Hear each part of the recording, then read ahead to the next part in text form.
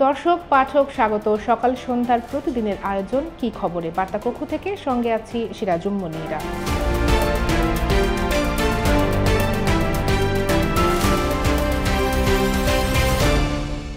৩৭ দিন বন্ধ থাকার পর রবিবার থেকে আবারও চালু হয়েছে মেট্রো রেল। সকাল ৭টা ১০ এবং ৭টা ২০ উত্তর রেল স্টেশন থেকে দুটি ট্রেন ছেড়ে যায় মতিঝিলের উদ্দেশ্যে।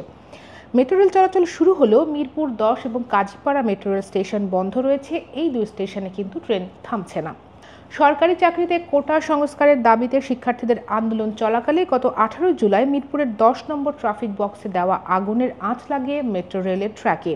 দিনভর ধোঁয়ায় আচ্ছন্ন থাকে মিরপুর ১০ নম্বর মেট্রো রেল স্টেশন। এর মধ্যে পরদিন ১৯ জুলাই মেট্রো রেলের মিরপুর ১০ এবং কাজীপাড়া স্টেশনে রাতভর চলে হামলা লুটপাট। সেদিনই বন্ধ হয়ে যায় মেট্রো রেল চলাচল। এরপর নানা ঘটনা পরিক্রমার মধ্য দিয়ে গিয়েছে দেশ, বদলেছে সরকার, দায়িত্ব নিয়েছে অন্তর্বর্তী সরকার। অন্তর্বর্তীকালীন নতুন সরকার দায়িত্ব নেওয়ার ১৭ দিন পর অবশেষে চালু করা গেল ঢাকাবাসীর স্বস্তির অন্যতম এই বাহন। আজ কথা বলবো কি খবরে সেই মেট্রো রেল নিয়েই, সঙ্গে যুক্ত করছি সহকর্মী কমল জোহা খানকে। কমল, আপনাকে স্বাগত। মনিরা, আপনাকে ধন্যবাদ। মূলত মিরপুর ১০ নম্বরে পুলিশ বক্সে দেওয়া আগুন এবং এই স্টেশন ও কাজীপাড়া স্টেশনে হামলা, লুটপাট, ভাঙচুরের কারণে মেট্রো রেল চলাচল বন্ধ হয়ে গিয়েছিল। বাকি স্টেশনগুলোর কোনো ক্ষতি হয়নি, তারপরও ৩৭ দিন কেন লাগলো মেট্রো রেল চালু হতে? মিরপুর এবং কাজীপাড়া স্টেশনে যে সেখানে যে যন্ত্রাংশগুলো আছে, সেখানে যে একটি ইকুইপমেন্ট যেগুলো আছে, ডিভাইস যেগুলো আছে, সেই জায়গাগুলোতে ভাঙচুর করা হয়েছিল এবং তছনছ করে দেওয়া হয়েছিল। এবং সেইটি যাচাই করতে গেলে এবং পরীক্ষা নিরীক্ষা করা হয়েছে। এই পরীক্ষা নিরীক্ষা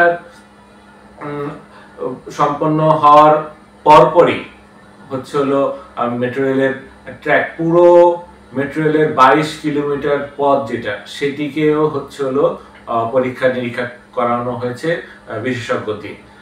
এবং বিশেষজ্ঞদের কাছ থেকে তদন্ত প্রতিবেদন, বিশেষজ্ঞদের কাছ থেকে একটি গ্রিন সিগন্যাল পাওয়ার পরই মেট্রো রেল পুনরায় চালু করার উদ্যোগ নেয় ডিএমটিসিএল কর্তৃপক্ষ। আসলে এইসব এক একটি ধাপ পেরিয়ে যেতে যে সময়গুলো লাগে, এবং তাছাড়া আনুষঙ্গিক যেই আরেকটি বিষয় আছে যে মেট্রো রেলের কর্মীদের ১০ম থেকে ২০তম গ্রেডের কর্মী যারা আছে, এখানে প্রায় ৭০০ কর্মী ছিলেন, তারা গত সরকারের বিদায়ের পর নতুন যে অন্তর্বর্তীকালীন সরকার আসে, সেই ৬ তারিখ থেকে তারা অনির্দিষ্টকালের জন্য লাগাতার ধর্মঘট পালন করেছিল। এবং তাদের এই ধর্মঘটের ফলে ডিএমটিসিএল কর্তৃপক্ষ গত ১৭ই আগস্ট মেট্রো রেল চালুর ঘোষণা দিয়েও সেটি পিছিয়ে দিতে বাধ্য হয়। এসব নানান কারণে মেট্রো রেল আজকে প্রায় ৩৭ দিন পর চালু হয়েছে। তো কমল, এতদিন পর মেট্রো রেল চালু হওয়ার পেছনে চ্যালেঞ্জটা সবচেয়ে বড় কি ছিল? মিরপুর ১০ নম্বর স্টেশনের পুরো রেল ট্র্যাক যেটা আছে, সেই ট্র্যাকটিকে পুঙ্খানুপুঙ্খভাবে পরীক্ষা নিরীক্ষা করতে হয়েছে। এর পাশাপাশি আশপাশের যে স্টেশনগুলো আছে সেইগুলোর রেল ট্র্যাকটাকে পরীক্ষা করতে হয়েছে।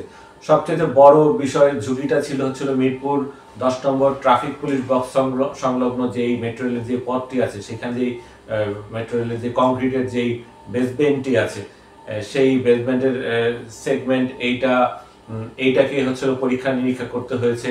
রডগুলো পরীক্ষা নিরীক্ষা করতে হয়েছে। এগুলো বিশেষজ্ঞদেরকে দিয়ে কেমিক্যাল টেস্ট করতে হয়েছে। কেমিক্যাল টেস্ট করার ফলাফলের পরই মিরপুর ১০ নম্বর অংশটি ঠিক আছে, এটি অনেকটা নিশ্চিত হওয়ার পরেই মেট্রো রেল এই আজকে ২৫শে আগস্ট মেট্রো রেল চালুর সিদ্ধান্ত নেওয়া হয়।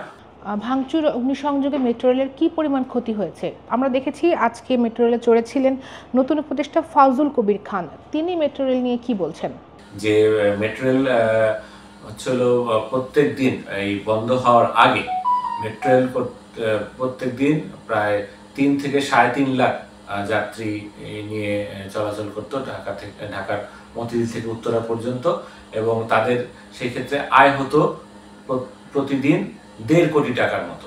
তো 1.5 কোটি টাকার যদি আমি হিসাব করি সেই ক্ষেত্রে প্রায় 60 কোটি টাকার শুধু যাত্রী পরিবহন বাবদই তাদের ক্ষতি হয়েছে। এছাড়া কাজীপাড়া শেওড়াপাড়া স্টেশন দুটিতে হচ্ছে হলো যেই ক্ষতি হয়েছে, তারা প্রথম দিকে হামলার ঘটনার পরপরই তারা একটি প্রাথমিক ধারণা দিয়েছিল যে 250 কোটি টাকা বা 300 কোটি টাকার মতো ক্ষতি হয়েছে। যদিও এই ক্ষতি সম্পর্কে তারা মানে এটি যে চূড়ান্ত ক্ষতি সেটি তারা বলেনি, মেট্রো রেল কর্তৃপক্ষ বলেনি। যোগাযোগ এবং সড়ক উপদেষ্টা যিনি আছেন তিনি আজকে মেট্রো রেলের যে নতুন উপদেষ্টা ফজল কবির খান, তিনি মেট্রো রেল চলাচলের পুনরায় যে চলাচল হয়েছে সেটি তদারক করতে বা সেটি পরিদর্শনে গিয়েছিলেন।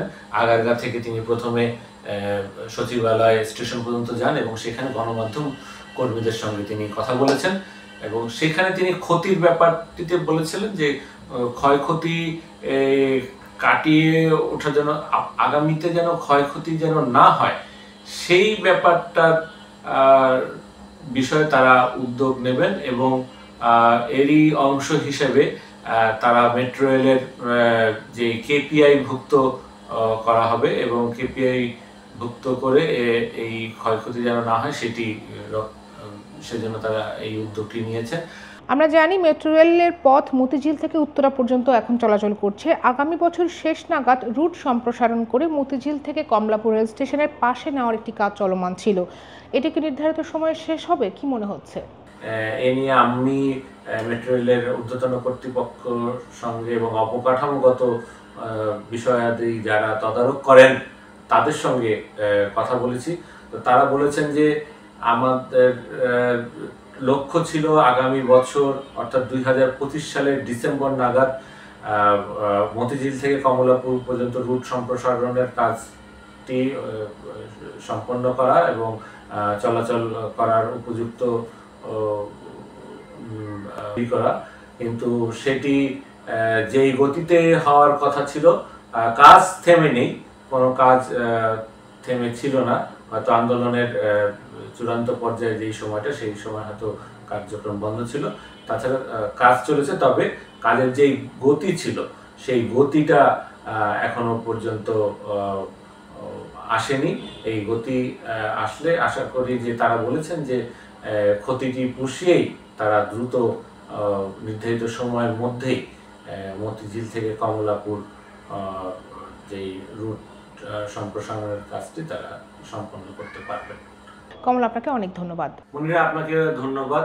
দর্শক, এতক্ষণ সঙ্গে থাকবার জন্য আপনাদেরও ধন্যবাদ। মেট্রো রেল সংক্রান্ত অন্যান্য তথ্য সহ দেশ বিদেশের নানা খবর আমরা প্রকাশ করেছি সকালসন্ধ্যা.com-এ, পড়ুন সকালসন্ধ্যা.com। এছাড়া সামাজিক যোগাযোগ মাধ্যম ফেসবুক এবং ইউটিউবে আমরা প্রকাশ করছি বিভিন্ন ধরনের ডিজিটাল কন্টেন্ট।